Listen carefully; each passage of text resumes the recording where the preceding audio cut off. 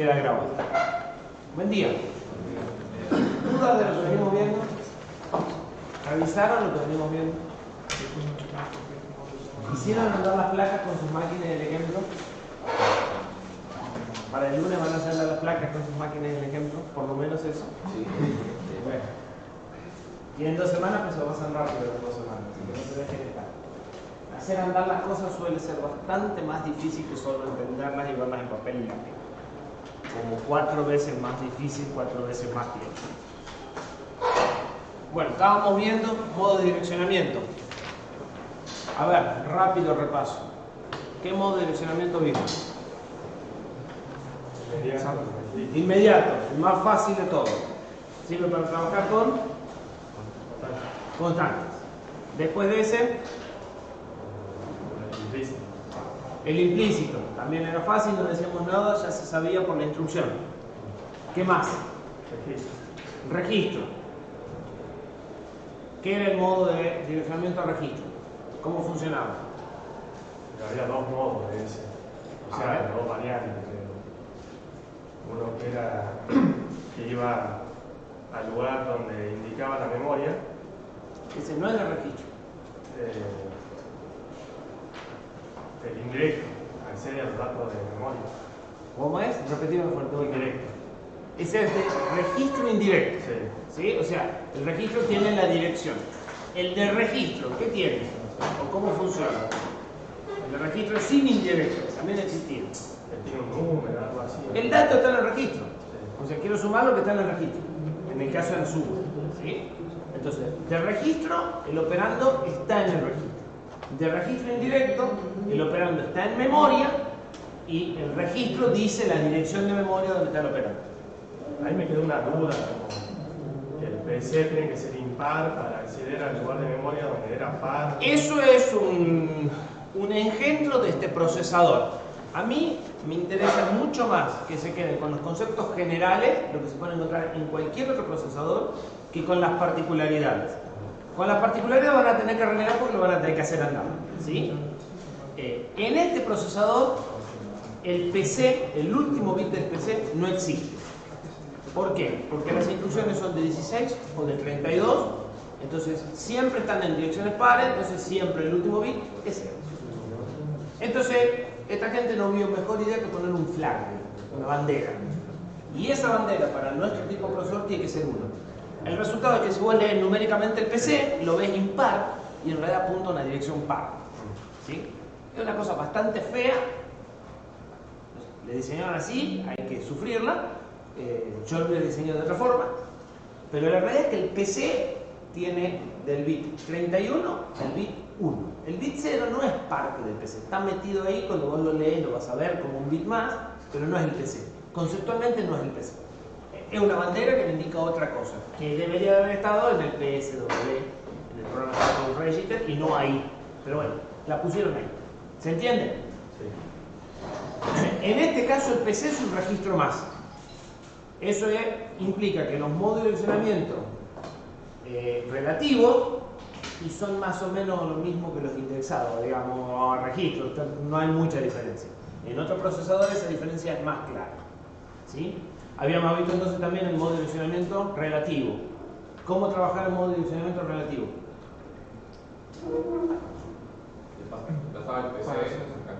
Exactamente, se expresaba como una diferencia respecto al valor del PC actual y no, en el caso de los saltos absolutos, como un valor nuevo para PC. ¿Sí? Lo que hago es una suma respecto al PC. Y los modos de direccionamiento relativo casi siempre hablan del PC, acá también puede hablar del stack point. Y habíamos visto otro modo de direccionamiento más, que se llamaba indexado. ¿Qué diferencia hay entre el indexado y el registro indirecto? Que se suma una constante. ¿Sí? Y me servía para acceder a estructuras de datos, a bloques que tienen cierta estructura. Y por último, la última clase más, la última diapositiva de la clase, habíamos visto otro más, que era este, indexado con registro, que es como el indexado, pero en lugar de sumar una constante, le sumo un segundo registro. ¿Sí? Esto me da la posibilidad de que un registro se quede quieto apuntando a la base y el otro registro vaya moviéndose a partir de un índice. ¿Sí? Y me da una alternativa para recorrer vectores sin tener que mover el índice, que es como lo tendría que hacer si tuviese solo el modo indexado. ¿Sí? Está claro que esta oferta de modos de direccionamiento me permiten hacer cosas más fáciles, pero que probablemente las podría hacer igual si no estuviera el modo de direccionamiento con más esfuerzo. ¿Sí? Entonces, algunos modos son indispensables, pero en general los procesadores nos van a tender a ofrecer más modos de direccionamiento para poder hacer los programas más sencillos y más cortos. Bien. Este ya lo habíamos visto y con eso repasamos todos los modos de direccionamiento que vimos hasta este momento. Queda un solo modo de direccionamiento, que no me acuerdo si lo habíamos llegado a ver o no. Si lo habíamos visto este también. Perfecto. Modo de registro escalado. Lo que voy a hacer es multiplicar a este registro por una potencia de 2 y recién hacer la suma. Y eso me va a permitir indexar no solo bytes, como hacía el otro, sino indexar medias palabras o palabras completas. ¿Sí? Porque voy a poder ir multiplicando por 2 o por 4 para ir saltando el esquema ese de direcciones, que quiero creer que ya les quedó claro cómo funciona el tema de direccionamiento byte, pero bueno, tenemos máquinas de 32 bits. ¿Sí? Hasta acá, ¿está todo claro? ¿Seguro? Bien. Hay un ejemplo. Entremos entonces a algo que yo les adelanté el miércoles, que son las directivas al ensamblador y qué facilidades nos da el ensamblador. Originalmente habíamos dicho que el ensamblador hacía una traducción uno a uno de las líneas de texto que yo pongo a las instrucciones de assembler. En los ensambladores más modernos, en particular en los ensambladores que vienen desde la época de los procesadores RISC, los últimos 10 o 15 años, los ensambladores agregaron la capacidad de hacer una traducción 1 a n, con un n muy chico, típicamente 2. Es ustedes pueden tener algunas instrucciones que en lugar de expandirse en una instrucción de assembler, se expanden en 2, a lo sumo 3. ¿Sí? Entonces, lo que hacen es abreviar una secuencia que se utiliza mucho como si fuese una instrucción. ¿Se les ocurre algún ejemplo que ya vimos de algo que no podemos hacer y que por ahí necesitamos hacer y que dijimos que lo vamos a hacer en 2 partes? A ver cómo andan de la memoria. Operar con una constante grande. ¿Se acuerdan que habíamos dicho que si queremos operar con 32 bits, sumar o indexar o lo que sea, con una constante de 32 bits no podíamos porque solo podíamos cargar una constante de 16. Entonces, el ensamblador me va a dar una opción, una facilidad para operar esa constante de 32 como 2 de 16. ¿Por qué? Porque la secuencia es siempre la misma. Cargo la parte baja y después cargo la parte alta corrida. ¿Sí? Son 2 instrucciones siempre seguidas. Entonces, me va a fabricar pseudo instrucciones, que así se llaman, ¿sí? Que en realidad son una instrucción ficticia que en el código assembler se expande en 2 instrucciones, pero no más que eso. Ya no llega a un C donde cada línea de C se expande típicamente en 5 hasta 10 instrucciones. ¿Sí? ¿Se entiende la diferencia? Entonces, en el caso particular de esta pseudo instrucción, que la vamos a evitar porque es bastante problemática, tiene un comportamiento bastante difícil de predecir, o sea, por lo menos yo todavía no la logré domar. Se expande como una suma o como una resta del PC, pero de acuerdo al tamaño de la constante. Si la constante es chica, solo decide que no hace falta, y si la constante es grande, entonces genera las 2 instrucciones. ¿Sí? Más o menos esa es la idea. Como les digo, la mayoría de los procesadores RISC tienen pseudoinstrucciones básicamente para paliar el hecho de que tienen menos instrucciones. Si se acuerdan, RISC quería decir que tenían un set reducido de instrucciones, o sea que tenían poca capacidad de instrucciones. Una forma de disimular eso fue agregar esta pseudoinstrucción. La otra cosa que nos permite el ensamblador, que ya las vimos, son directivas directamente al ensamblador. O sea, líneas de texto que no se traducen en código assembler, sino que afectan el comportamiento del ensamblador en la forma en la que hace la traducción. ¿Sí? Permiten configurar el comportamiento del programa y son diferentes para cada ensamblador. Nosotros las que vamos a usar son directivas de GCC, Como les dije, si bien estamos usando un ensamblador, ese ensamblador es una derivación del compilador de C, open source, y lo que vamos a estar trabajando es a la larga con GCC. ¿Sí? ¿Cuáles son las directivas del ensamblador que vamos a usar o que vamos a manejar? Y que ya algunas las vieron. Todas las vamos a reconocer porque empiezan con punto. Todo esto no se traduce al código final. Punto CPU, Cortex M4, le está diciendo a cuál de todas las variantes de procesadores Cortex estamos compilando. ¿Sí? El Cortex M0 tiene un subconjunto de instrucciones del Cortex M4, entonces hay instrucciones que van a ser válidas para el M4 pero no para el M0. ¿Sí? Entonces esto le dice cuál es el procesador de destino. La sintaxis, ya se la comenté, había una sintaxis para las máquinas que tenían set de instrucciones nativo de 32 bits. El THUMB generaba una sintaxis distinta y cuando llegó el THUMB 2 se unificó la sintaxis, ¿sí? Dándole un poquito más de complejidad al compilador, al ensamblador y quitándole complejidad a ustedes cuando programaban. Nosotros vamos a seguir esa sintaxis, todos nuestros códigos van a tener 5 unify. Punto .thumb le estamos diciendo como la sintaxis es la misma, ahora no puede distinguir por la sintaxis si tiene que crear instrucciones de 16 o instrucciones de 32. Entonces se lo decimos explícitamente. Las instrucciones que vamos a usar son de 16. ¿Sí?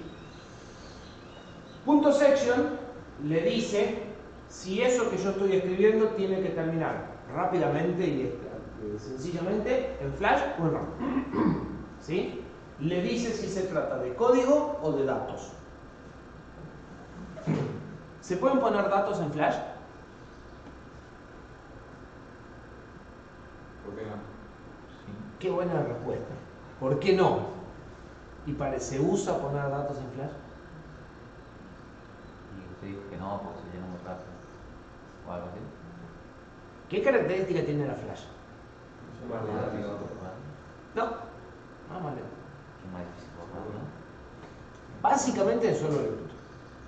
O sea, si bien se puede reprogramar, el reprogramar eso es un proceso que está fuera del proceso de ejecución del programa. O sea, el programa ejecutando no puede borrar la flash. Y si puede es un lío enorme. ¿Sí? Para nosotros la flash es una memoria solo lectura. Entonces, esto es código. ¿A qué memoria va a ir a parar? RAM. Código. El programa. Si ponemos programa en la RAM, desenchufamos, volvemos a enchufar, ¿qué pasó con el programa? No se perdió. Se perdió. ¿Sí? Entonces, el programa lo vamos a poner en memoria no volátil. ¿Sí? Entonces, esto que es programa, en realidad lo que le estoy diciendo es que se trata de código. Normalmente el linker, que es el que se encarga de eso, va a decir, esto es código, lo mando a flash. Esto es datos, lo mando a RAM. ¿Puedo tener datos en flash, datos en memoria no volátil? Sí, pero. Sí, llenar no te preocupes. La flash normalmente es 10 veces o 16 veces la RAM. En casi todos los procesadores la relación memoria no volátil a memoria volátil es 16 a 1 aproximadamente. O sea que va a ser más fácil llenar la otra. ¿Para qué se les ocurre que podemos querer poner datos en memoria no volátil? De hecho ya pusimos datos en memoria no volátil. Alguna constante que se siempre. Las constantes largas de esa 32 bits que le vamos a indexar respecto al PC son datos. Están metidas con las instrucciones a continuación, pero son datos. La tabla de conversión de 7 segmentos que planteamos, la tabla es dato. Pero necesito que no se borre, esos datos tienen que ser constantes. ¿Sí? Entonces, ese tipo de datos también los voy a mandar a la sección text. Lo que yo voy a mandar acá, ¿qué van a hacer? Variables. ¿Sí? ¿Está claro? Ahora, para el ensamblador, vamos a ver que esto es simplemente etiquetarla, clase A o clase B. Ustedes van a poder usar las mismas herramientas y las mismas formas para operar cualquiera de las dos. Es decir, ustedes van a poder escribir un código que escribo acá. Cuando llegue el momento de ejecutarlo, por ahí no escribe nada, por ahí les da un error. Pero el ensamblador no sabe que esto es de solo escritura. Eso es un proceso del linker que viene después y que tampoco le preocupa. ¿Sí? Es decir, que si ustedes hacen las cosas mal y tratan de escribir acá o ponen un dato acá y después se borran, el linker no le va a decir, ninguna de las herramientas le va a decir nada, lo van a descubrir cuando lo hagan. ¿Correcto? Bien. Estas constantes se usan para guardar datos o para reservar espacio para datos, sino para declarar variables o para guardar datos. Si esta constante la pongo acá, esos datos realmente se van a guardar. Si esta constante la pongo acá, van a vivir hasta que las apague y las vuelva a prender. ¿Sí? Esto define una constante de un espacio de 4 bytes, o sea que lo que voy a manejar son palabras completas, esto de 2 y esto de 1. Punto align lo que hace es garantizar que lo que venga a continuación esté en una dirección múltiplo de 4. ¿Se acuerdan lo que dijimos? Que íbamos a tener problemas si los accesos a palabras no estaban alineados. Entonces, esto sirve de buffer, de colchón. Cuando él viene generando las asignaciones de direcciones, con esto salta lo que haga falta para que lo próximo quede alineado en 4. Puede que no salte nada si venimos alineados, puede que salte 1, que salte 2 o que salte 3. ¿Sí? Punto pull, ya se las había comentado, sirve para decirle al ensamblador dónde quiero poner específicamente todas esas constantes que generan cada vez que usan el igual, o sea, esa constante de 32 bits. ¿Sí? Si ustedes no lo ponen, él va a tratar de ponerlo al final del código. El tema es que cuando hay mucho código uno a continuación del otro, puede que se vaya tan lejos que el valor relativo del PC después no alcance para direccionarlas. Entonces, es una buena política, si escriben funciones cortas, al final de la función mandar el pull de forma tal de que quede un bloque, que ese bloque se pueda mover fácilmente y sin problemas. ¿Sí? Bien, punto global seguido de una etiqueta, lo que hace es publicar este símbolo en el archivo O para que el linker lo pueda usar. Nosotros en particular lo necesitamos para que pueda encontrar el punto de entrada del programa, o sea, por donde tiene que ejecutar. ¿Sí? Este procesador, cuando arranca, no tiene el PC con el valor 0, sino que toma el PC, el valor inicial del PC, de una tabla. Entonces, eso se encarga de construirlo el linker en el proceso final, pero necesita saber a dónde lo tiene que apuntar. Para eso necesita saber el valor de esta etiqueta que lo determina el ensamblador. ¿Se entiende? Punto space n reserva una cantidad de memoria igual a n. Eso le va a permitir definir espacio para variables.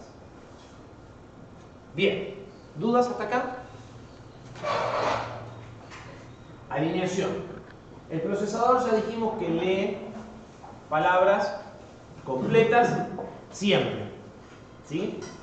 Y también dijimos qué pasaba si, o qué quería decir que un dato no esté alineado. ¿Se acuerdan que es un dato que no está alineado? Pues dentro de 4.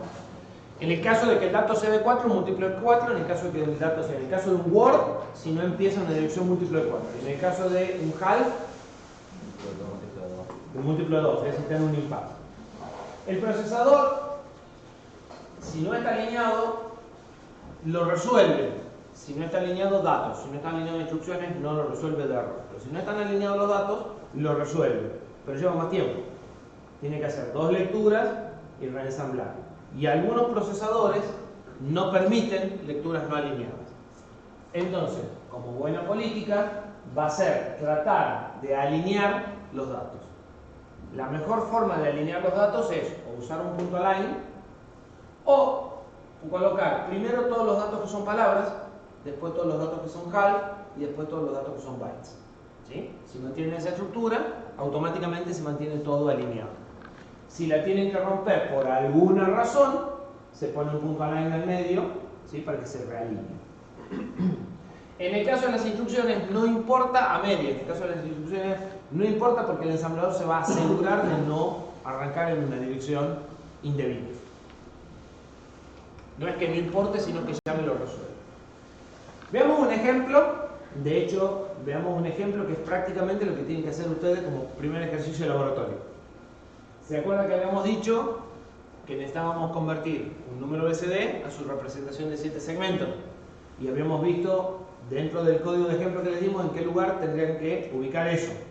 Bueno, vamos a ver un ejemplo que convierte varios bytes en varios dígitos de 7 segmentos, es decir, que lo que tienen que hacer es un híbrido de esto con el otro.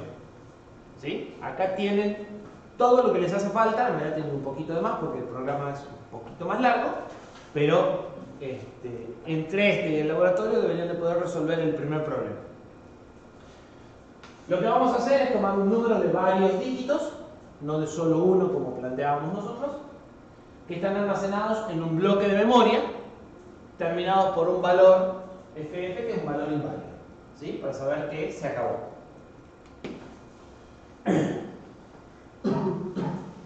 Este número está almacenado en la dirección, en la memoria RAM, en una etiqueta que se llama origen, que ya alguien definió. No me interesa cuánto vale, no me interesa si está en la dirección 1000, 2000, 1300. Está en una etiqueta que se llama origen. Yo lo voy a leer desde esa etiqueta. El número está en BCD sin compactar. Es decir, cada byte tiene un número del 0 al 9 y nada más. El BCD compactado tiene un número en el primer nivel y un número en el segundo nivel. Este tiene el primer nivel usado y el nivel alto sin usar, está 0. Se debe traducir cada dígito para que se lo pueda ver en un display de 7 segmentos, generando un bloque M que también termina en FF, pero que ahora lo que tiene son los patrones de bits correspondientes a cada uno de los números BCD que teníamos. Y los dígitos convertidos se tienen que almacenar en la dirección de este. ¿Está claro lo que tenemos que resolver? ¿No quedan dudas? Bien. ¿Qué nos hace falta saber? Nos hace falta saber cómo está conectado el display. ¿Sí? Entonces, ¿qué bit prende qué segmento? Mala noticia para ustedes, esta no es la conexión que tienen los canales. ¿Sí? En este caso tenemos el punto que no se usa en el bit 0, digamos, no está conectado. En el bit 1 el G, en el bit menos significativo y en el más significativo el A. Ustedes tienen justo al revés, de A a G. Y del bit 0 al bit 6, y el que no se usa es el 7. ¿Sí? Esa es la conexión que tienen ustedes en la placa que les digo. Es decir, que esta tabla conceptualmente va a tener lo mismo, pero numéricamente va a ser distinta. ¿Qué tiene esta tabla? En la posición 0, los bits que tengo que prender para obtener el dígito 0, que son todos menos este. ¿Sí? Por lo tanto, tiene el valor FC. En la posición 1, los segmentos que tengo que prender luz. Está claro que esto no está en la tabla. Es el orden. Lo que está en la tabla es, o sea, la tabla va a ser FC 60, PA, F2, 66. Si yo quiero el número 0, leo el primer valor. Si quiero el número 1, leo el 1. Si quiero el número 7, leo el 7. ¿Sí? ¿Se entiende cómo se estructura la tabla? Este dato es implícito por el orden en el que está. Y este dato es el que está guardado en la tabla. ¿Y qué es X? El X es esto, 0X. Son los X. Es este que no se usa.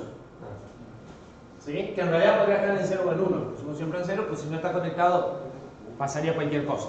O sea, esta columna en realidad podría tener cualquier valor. Porque total igual no hay nada conectado que se prenda. Por si acaso la dejamos en 0. ¿Está claro? ¿Hasta aquí? ¿Seguro? Bien. ¿Cómo hago entonces para convertir el número 3? 0 a 3. Accedo de acá 3 más, en realidad 4 más, ¿sí? De este 3 más, y eso es la conversión. ¿Qué modo de direccionamiento voy a usar? Relativo. C, pero en realidad dijimos que es relativo cuando está el PC. El indexado tiene constantes. ¿Sí? En el indexado el desplazamiento, lo que me muevo, es constante. Y acá lo que me muevo va a ser variable. Indexado con registro, es más o menos lo mismo, ¿sí? O sea, un registro va a tener el inicio de la tabla. Otro registro va a tener el número que quiero convertir, voy a hacer la suma, y eso es el lugar. ¿Sí? Y si esto no fuese de un byte, lo escalo. ¿Se entiende para qué se usa? ¿El inmediato puede ser? No, el inmediato es para que yo trabaje con una constante. Pero es siempre la misma constante. Acá, si bien esto es constante, me va cambiando la constante en función del número. ¿Se entiende? El inmediato va a ser para decirle, yo tengo que convertir 8 dígitos. Entonces, ese 8 es inmediato. Siempre son 8 dígitos. ¿Sí? O para inicializar un contador en 0, por ejemplo. Ahí es donde se usa el inmediato. Va a aparecer en el programa inmediato igual. Entonces, lo primero que definimos, traten de tomar este flujo de trabajo, es la estructura de datos. ¿Qué variables usamos? Si las tenemos que estructurar de alguna forma, en forma de tabla, en forma de matriz, ¿sí?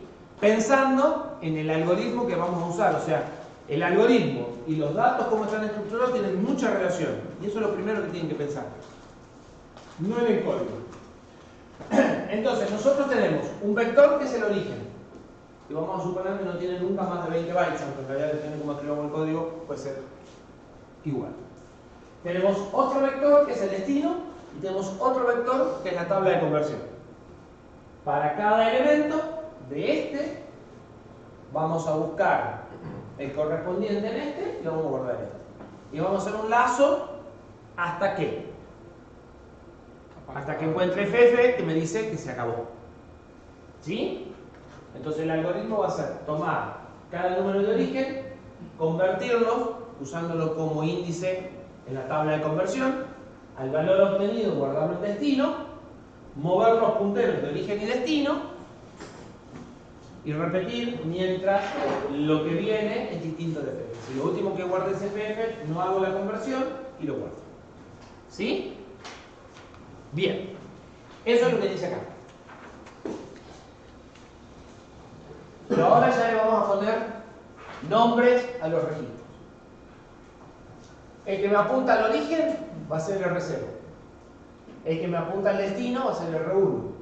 El que me apunta a la tabla va a ser el R3. Y R2 va a ser el intermedio, donde yo voy a leer y usar para indexar. ¿Sí? El ampersand, ¿se acuerdan qué es? Exactamente, dirección de la variable. Entonces, esto quiere ser una notación C de decir, bueno, lo que estoy guardando es en realidad la dirección origen. Y esto es la dirección destino. Y esto es la dirección del inicio de la tabla. ¿Sí? El próximo paso va a ser leer en R2 M de R0. Es decir, el primer elemento del vector origen. Mover R0 al elemento que sigue. Eso lo habíamos visto que había uno post-incrementado que lo hacían solo. Bien. Después comparar si R2 es FF. Si R2 es FF no tengo que convertirlo.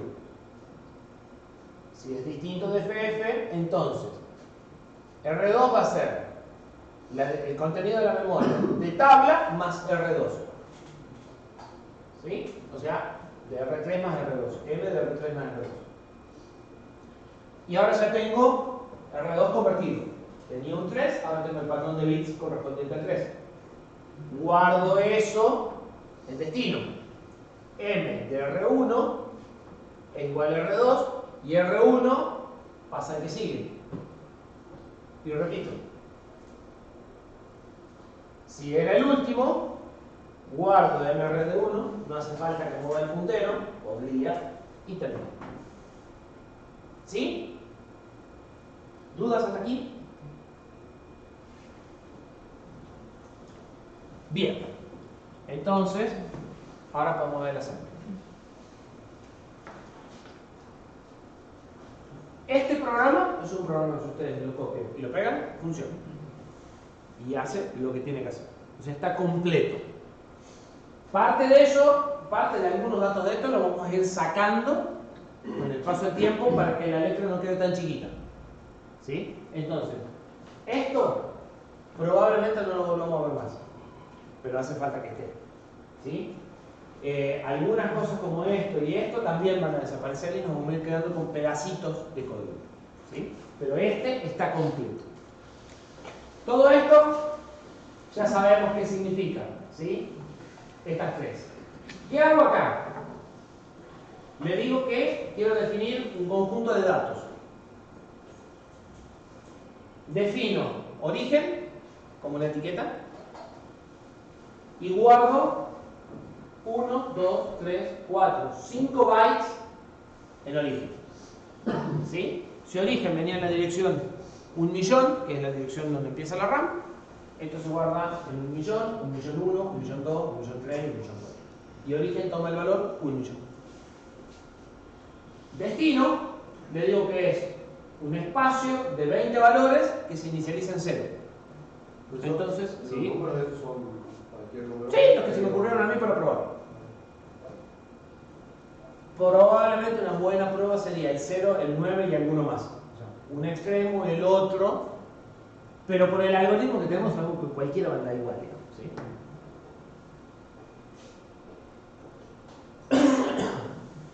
$20 y 0, ¿sí? Fíjense que acá hay un detalle muy significativo y que no está del todo bien. Origen no es solo 1, 2, 3, 4, 5 bytes.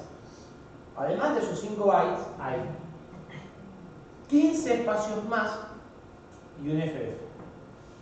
¿Sí? No importa que estén en la línea que sigue, en realidad todo esto es una tira de memoria consecutiva. Yo podría haber puesto punto byte 6, punto byte 2, punto byte 8, el resultado es el mismo. ¿Sí? Ese contador de direcciones que va usando el ensamblador, que lo vimos en el LST, ¿sí? Va avanzando. Entonces, lo que voy a tener en memoria es el 6, el 2, el 8, el 5, el 7, 15 ceros y el FF al final. Esto ocupa 21 bytes. Pero acá reservé espacio para 20. Ahí hay un problema. Y además, el número del FF debería venir al final. Si yo lo que quiero convertir es 6, 2, 8, 5, 7, el FF debería estar después del 7 y no 15 más adelante. ¿Sí? Bien. ¿Esta parte se entiende? Sí. ¿Qué definí acá? ¿Por qué me molestan los 15 espacios por ante rendimiento? No, me molestan porque si yo quiero convertir este número, estos 15 se van a convertir como números visibles. O sea, ¿qué hay de acá? Ah, perdón, estoy hablando de máquinas. Hay 15 FF. ¿Sí? O sea que realmente tengo 20 espacios ocupados nada más, 5 de 15, y tengo un montón de FF como para no pifiarlo, ¿sí? El tema es que acá no hay un 0, y si yo muestro un 0 estaría mal. ¿Qué definí acá? ¿Dos qué? ¿Cómo puede...? ¿Qué definí acá? ¿Qué son origen y destino? Origen sería lo que yo quiero guardar. Registros no. Bloques. Bloques de memoria. Esos son variables. Esto, cuando ustedes hacen en C o en cualquier lenguaje una variable, lo que hacen es exactamente esto. Asignan una dirección de memoria y le ponen un nombre. Esa es la definición de una variable si se acuerdan de informática. Variable es un nombre asignado a una dirección de memoria donde te pueden guardar datos. Esto es una variable. ¿Sí? Y es variable porque está en section data que va a ir a parar a RAM. Bien. ¿Qué opinan si esto va a estar en RAM de esto? ¿Va a funcionar? La primera vez. ¿Eh? La primera vez. Ya me contaste el final de la historia. Bueno, la primera vez. ¿Por qué? Porque todas las herramientas que tenemos, la primera vez van a escribir este valor en RAM igual que si fuese Flash. Pero eso es RAM.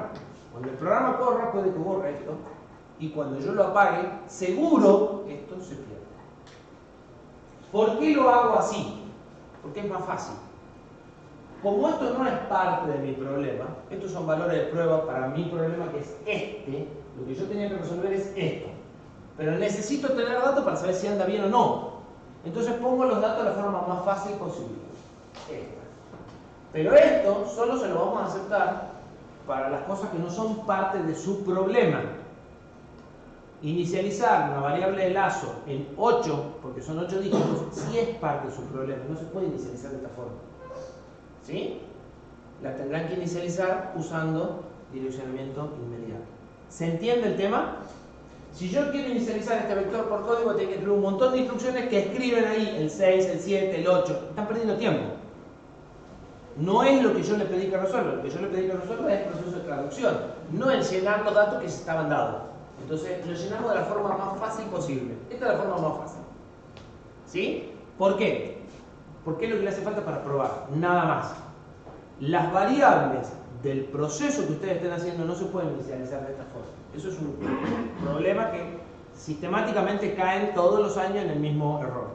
¿Sí? Bien. Se acabaron las variables.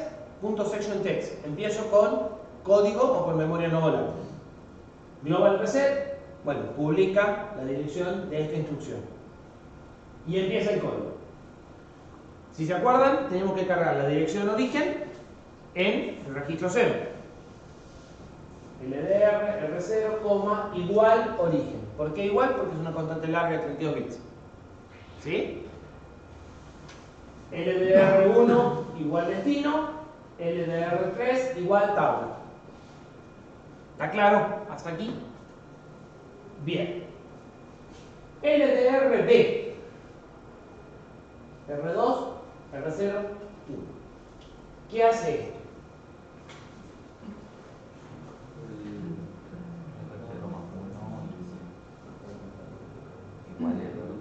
A ver, indexado por registro. Carga en R2 lo apuntado por R0 y después le suma a R0 1. ¿Y esto?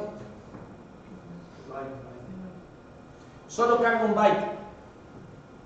Las otras instrucciones cargaban los 32 bits. Esta solo tiene que cargar 8. ¿Sí? Entonces le tengo que avisar que no lea 4, que lea 1 y descarte los otros 3. Para eso le agrego el modificador B.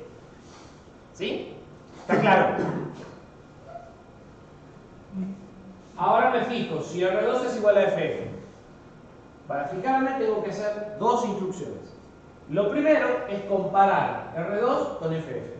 ¿Qué hace la instrucción compare? Fija los códigos de condición como si hiciera una resta, pero no cambia R2. R2 mantiene su valor. O sea, hago una resta de R2 con FF, me quedo con las banderas, pero no con el resultado. ¿Sí? No altero R2. Entonces, ahora me voy a poder fijar si R2 es igual. ¿Cómo me voy a fijar si es igual? ¿Qué bandera miraré? La bandera de 0. Si la bandera de 0 está en 1, entonces quedan iguales. ¿Sí?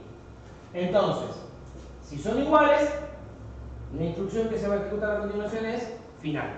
Si no son iguales, la instrucción que se va a ejecutar es la que viene a continuación. ¿Sí? ¿Qué hace esta instrucción? La conversión.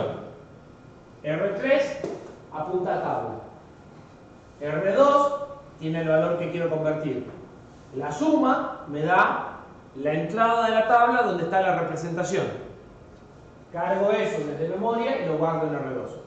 ¿Sí? Esta instrucción hace R2 igual a M de R3 más R2.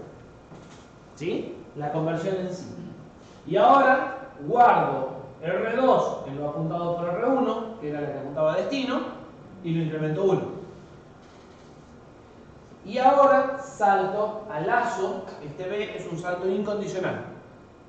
Siempre la instrucción que se va a ejecutar es lazo. Y cierro el lazo. Cuando llegue al final, esta instrucción va a saltar justo después del lazo. ¿Sí? Va a guardar R2 en lo apuntado por R1 sin posincrementarlo, porque al principio no hace falta. Y ahora voy a llegar a esta instrucción que es un lazo infinito sobre sí misma para que el programa no siga ejecutando. ¿Sí? ¿Qué me falta? No, mostrarlo no es mi responsabilidad. Solo me pidieron, toma acá y deja acá transformado. ¿Sí? Si yo eso lo escribo en el lugar adecuado, lo veré. Y si lo escribo en un lugar inadecuado, será para usarlo después. ¿Sí? Las constantes, la tabla me falta. ¿Dónde está? Acá abajo. Fíjense que hice punto pull para que se alineen, se pongan las constantes. Y después de las constantes, que son todas 32 bits, puse los bytes, ¿sí?, correspondientes al dígito 0, al dígito 1, al 2, al 3, al 4, al 5, al 6, al 7, al 8 y al 9. ¿Sí? Asociados a la etiqueta tabla. Esto y esto son idénticas, la diferencia es que como esta está en flash, esta sí no se pierde. ¿Sí? ¿Queda claro? ¿Seguro? Se ven en condiciones de, entre esto y el ejercicio de lograr pintar un número, uno solo, voluntariamente, ya. Es decir, bueno, cargo el 5 en el registro y me pinta el 5 en la pantalla. Cargo el 9 en el registro y me pinta el 9 en la pantalla. ¿Sí? Ese es el primer problema que deberían de hacer. Sigan los pasos que hicimos.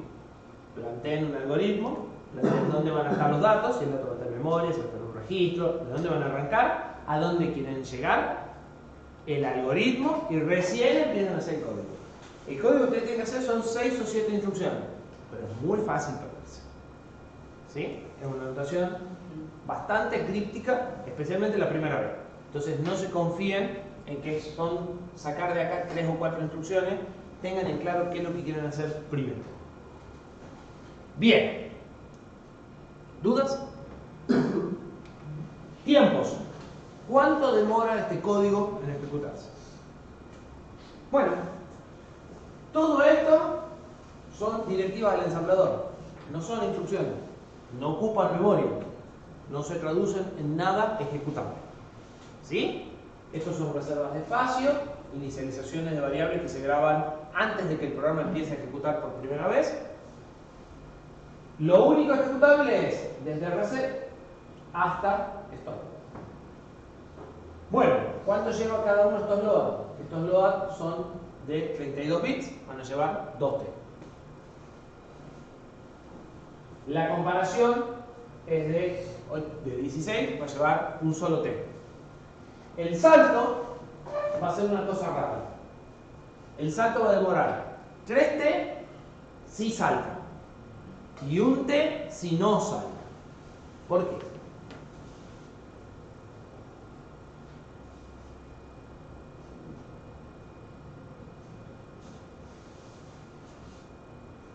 Porque tienen que guardar la dirección para después volver a donde ha quedado, ¿no?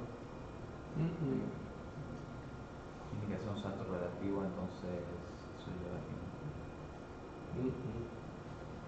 Cuando salta ejecuta otra instrucción más, suma de... Tampoco. ¿Para qué le enseñamos la lavandería en el tema 1? Porque tiene un pipe de 3 etapas. Y cuando tengo que saltar, las 2 instrucciones que busqué, que son las que vienen a continuación, no me sirven. Las tengo que tirar. No pierdan de vista que las instrucciones en realidad demoran 3T. Lo que pasa es que como las voy haciendo solapadamente, parece que duraran 1. ¿Sí? Pero acá queda en evidencia que no duran 1. Duran 3. ¿Por qué? Porque tengo que tirar lo que venía haciendo y volver a arrancar. Solo cuando salto. Si no salto, lo que tenía en el pipe no es buenísimo, entonces lo saco en un T. Fíjense que en este que siempre salta, siempre demora 3T. ¿Por qué? Porque no se dio cuenta anticipadamente que como era un salto, tendría que haber tomado otras instrucciones para no perder tiempo. Los procesadores más avanzados sí lo hacen a eso. Y dejan esta indecisión solamente en los saltos relativos, en los saltos condicionales que no podemos saber hasta el último momento. ¿Sí? La diferencia de duración viene por eso, porque hay un pipe. Las otras son bastante lineales, van a demorar todas un T o 2T, de acuerdo si tienen un byte o 2 bytes. ¿Sí? El único problema lo van a representar los saltos. Profesor, ¿Sí? La línea esa de final no demora nada. Sí, sí demora, no me interesa ahora. La dejé afuera porque para medir tiempos de ejecución en realidad lo que me importa son estas.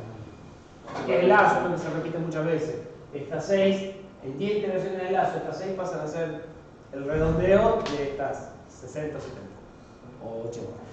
¿Sí? ¿Cuánto ocupa? ¿Cuánto ocupa? Son 11 instrucciones. 1, 2, 3, 4, 5, 6, 7, 8, 9, 10, 11. ¿Sí?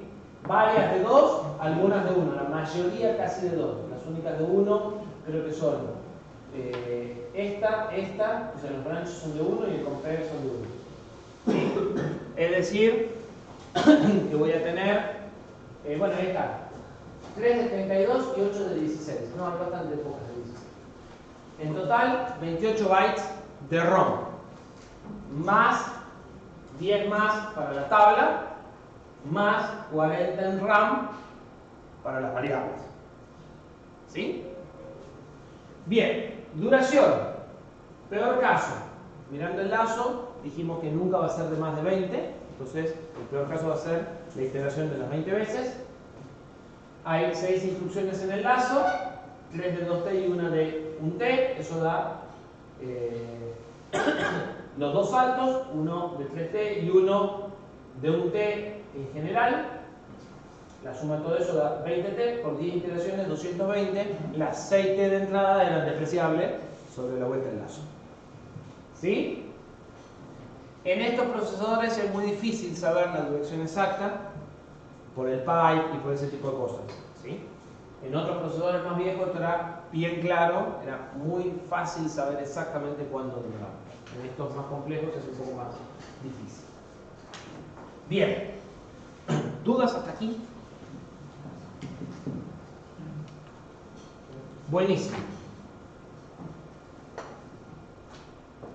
Fíjense qué poco consumo de memoria y de recursos y de cantidad de procesamiento que usamos para hacer lo mismo que hacía un bloque integrado, ¿sí? En realidad para hacer lo mismo que hacían 8 bloques conversores de BCD a 7 segmentos o hasta 20 conversores de BCD a 7 segmentos. ¿Sí? Hay una premisa que por ahora a ustedes les puede costar creer. Todo lo que se puede hacer por soft se puede hacer por hard, todo lo que se puede hacer por hard se puede hacer por soft. La diferencia es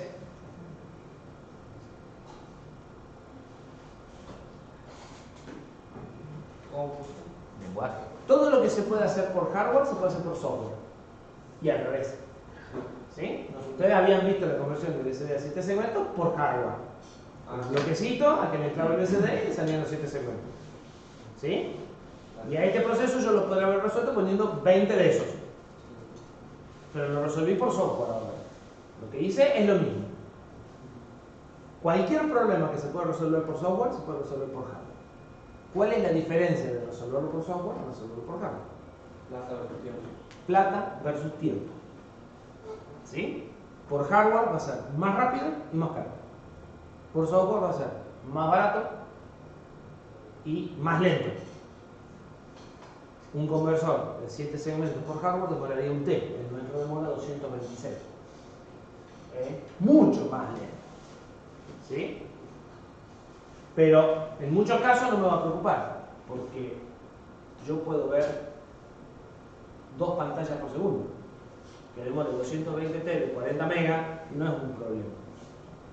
¿Sí? ¿Se entiende? Entonces, la otra ventaja adicional de hacerlo por software es que es más flexible. Modificar el hardware implica cambiar todas las conexiones. Modificar el software normalmente solo implica cambiar el programa. ¿Sí? Esa es la razón por la cual van a terminar resolviendo la mayor cantidad de problemas por software. Porque es más barato y es más flexible. Y van a resolver por hardware lo estrictamente necesario. ¿Sí? Bien.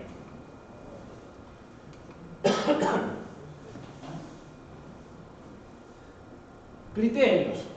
Una asociación de if se pone en cualquier orden.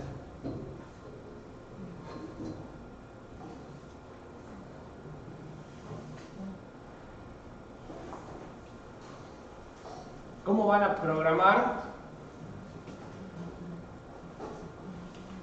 ¿Cómo van a programar los bloques if? Por orden de prioridad. No, vamos a otra cosa en realidad. Ustedes en un lenguaje superior tienen if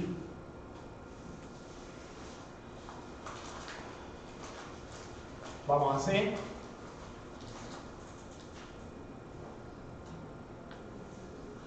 ¿Sí? Ustedes en este procesador, en realidad en el lenguaje assembler, no tienen if.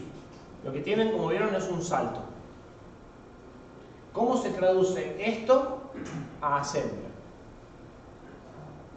Comparar. La condición es una comparación.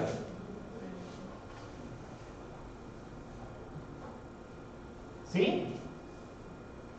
Vamos a grabar el pizarrón. Y después de la comparación, ¿qué viene? Un salto. ¿A dónde salto? Gráficamente. Al else. Este salto viene acá. ¿Y acá qué va? Este bloque. Sí, lo que harías acá adentro. Y acá, ¿qué va?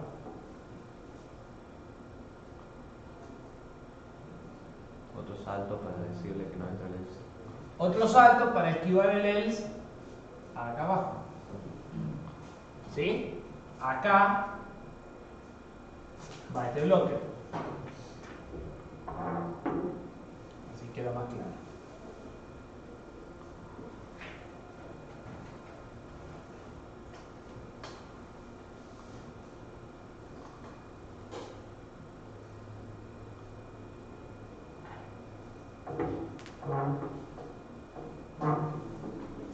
¿Está clara la estructura? ¿Qué sucede con esta comparación?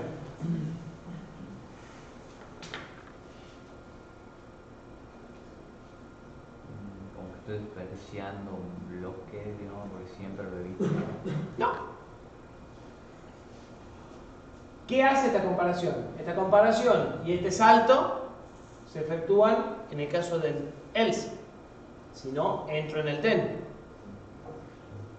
Esta comparación es justo la inversa de esta.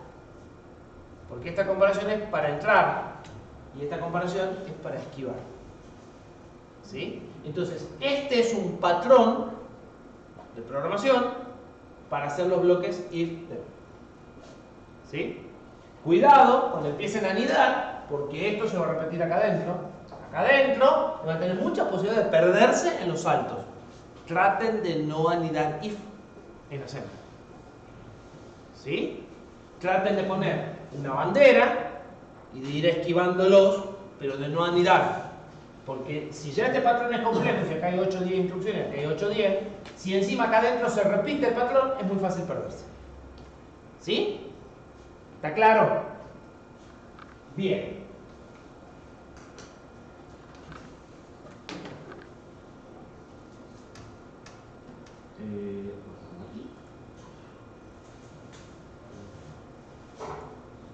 ¿Cuándo un programa va a ser mejor que otro?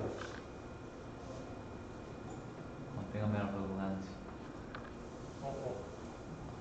Contar el tiempo, cuando necesiten unos recursos. Depende, capaz que para mí que sea más legible, mejor que. Para todo el mundo. Cuanto más legible sea, mejor. El mejor programa es que se entienda. ¿Sí? Todas las otras cosas, optimización de espacio, optimización de velocidad, son secundarias. Lo más importante en un programa, acostúmbrense, es que sea claro, que se entienda. ¿Sí? Eso tiene que ser, como forma profesional de trabajar, su meta principal. Es lo más valioso de un programa. Obviamente, puedo necesitar optimizar tiempo, puedo necesitar memoria, puedo optimizar claridad. Pero en realidad, casi nunca, o sea, nunca va a justificar tiempo y memoria por sobre claridad. ¿Sí? Si necesitan optimizar tiempo y memoria, puede que el programa resulte un poco más complejo, pero ustedes deberían de tratar de igual mantener un programa claro. ¿Sí? Eventualmente por ahí lo que tendrán que hacer es repetir código o ese tipo de cosas para ganar velocidad. Ustedes pueden optimizar en tiempo o en memoria. Cualquiera de estas tres variables siempre está reñida. Si optimizo esta, afecta a estas dos. Si optimizo esta, afecta a las otras dos. Y si optimizo esta, afecta a las otras dos. Las tres cosas no se pueden. Con suerte, 2. ¿Sí?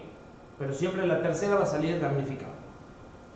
De todas formas, es muy fácil que ustedes se entusiasmen tratando de optimizar esto y esto. No, pongan el foco en esto. Esto es lo más importante de todo. Claridad, modularidad, simplicidad y pensar en que a eso lo tienen que revisar dentro de 6 meses y no se acuerdan qué es lo que hicieron.